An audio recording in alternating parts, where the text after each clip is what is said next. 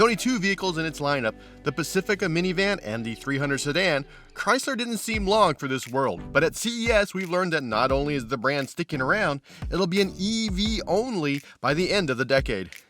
The first peek we have into the new electric world is the Airflow concept the automaker unveiled at CES.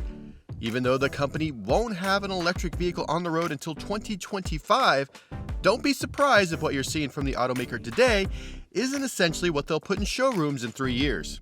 Chrysler says the Airflow will have a range of 350 to 400 miles and will be capable of fast charging. Although on that second part, the company doesn't share much information on the actual charge rate or how quickly the battery can be topped up. We also don't have any information on the battery's capacity. The most striking thing about the Airflow is the exterior design and how unstriking it actually is. It looks like a production vehicle that resembles the design of the Ford Mach-E and Kia EV6.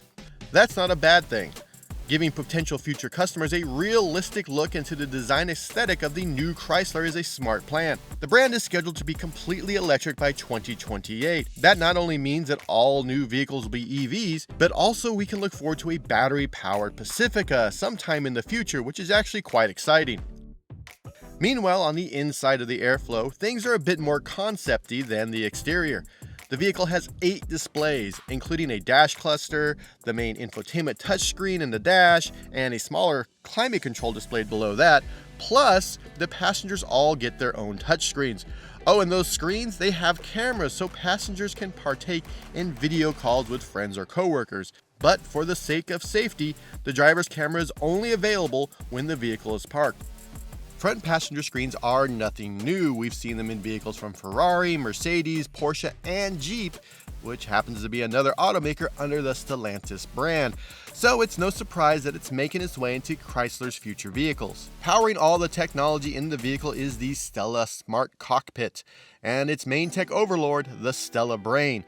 The system will most likely be noticed by the passengers as it helps personalize their experience based on their digital lives. For the driver, the system will eventually be capable of level 3 autonomy, according to Chrysler. Essentially, in certain environments, likely on the highway in nice weather, the vehicle can drive itself while the driver does something else, but the driver still needs to be ready to take over when alerted by the vehicle.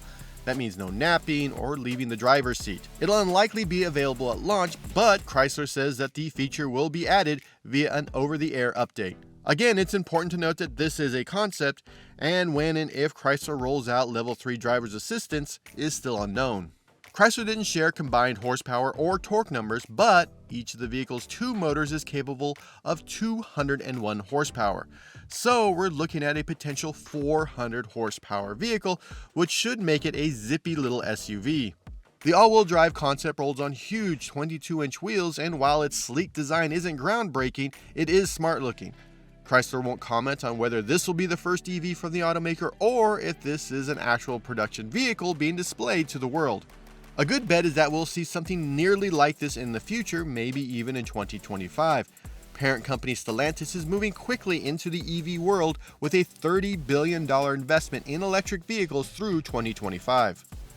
For now, it looks like the Chrysler brand is not only sticking around, it's going to be a major player within the Stellantis group to help transform the entire company into an EV maker.